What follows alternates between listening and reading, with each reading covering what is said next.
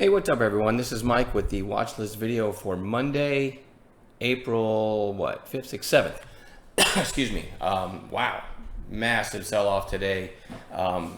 Me being a day trader, I don't want to ignore the fact that a lot of people are in a terrible mood because of the market. But for anyone showing up this week, it's going to be a good week to show up. There's going to be a lot of bounce play setups. It's a good time, right, to be a day trader. And yeah, I mean, I can't even, I was trying to figure out in my mind how many people are trading that have only traded under the stocks only go up attitude, right? And haven't seen the COVID sell-off or the 2000 sell-off or, you name it, right? But this is a pretty good sell-off here. The Dow was down 2,231 after being down, I think, over 1,500 yesterday. NASDAQ was down almost 1,000. There should be some really good trade setups this coming week. All right, so if you can be there, be there. Let me go into what I'm going to watch tomorrow. AREB did an offering in the middle of the day after this crazy run. Let me go to 5-minute candles. Had this crazy run back here, did an offering, and then ended up going out at the high of day. That's just a stupid run, but you talk about relative strength. We're going to have that one on watch all week. But most of my plays are going to be bounce plays. NMAX is the one that opened at 14, and then the next day was 265. Now we're back down in the 45. There's no chart set up here. It's only been trading for 5 days, but could yield a nice trade this week. RKT, great relative strength. I put a horizontal line there at the recent highs. It's trying to break out. Mortgage company. CXAI, great relative strength today, big pop. CROX, there were some, I guess Vietnam came out and said they were going to drop any tariffs or whatever, and so any shoe companies seem to be the thing, right? I guess they make a lot of them in Vietnam.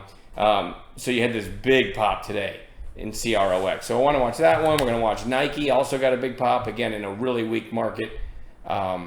CRWV, again, it's only been trading for 6 days, but I mean, I like the looks of the chart, believe it or not. You had this big 2-day rally after the first couple days, and now you're a couple days lower on declining volume. To me, this is a really good candidate for a bounce play next week, so let's keep our eyes on that one. I got to put Apple. There's no chart set up here either that we could get. I would love a gap down on Monday. We could play, hopefully, a gap down bounce play setups in Apple and NVIDIA, but either way, we're going to treat them both like we treat bounce plays. There could be some nice trades in them. And I don't have to have a narrow range with a high of day break later. We might get some downside shape too. I love both of those for a downside shape reversal on an intraday basis, right? CORT had this gap up on nice data, I believe, on March 31st. And this could be a baby with the bathwater thing, right? The overall market's getting killed. This one could yield a nice bounce.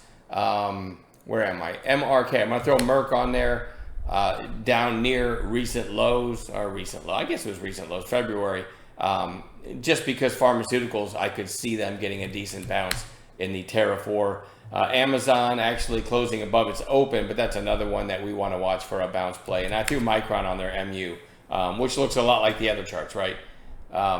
Certainly a good candidate for a snapback bounce. And you could have a lot of charts on there. I like to go with the big names, the former Wall Street darlings, when the overall market's getting killed, because there's usually some good bounce play setups in them. Anyway, enjoy your weekend. I'll see you guys in the pre-market on Monday as we build a gapper list to add to this list, and that's it for me.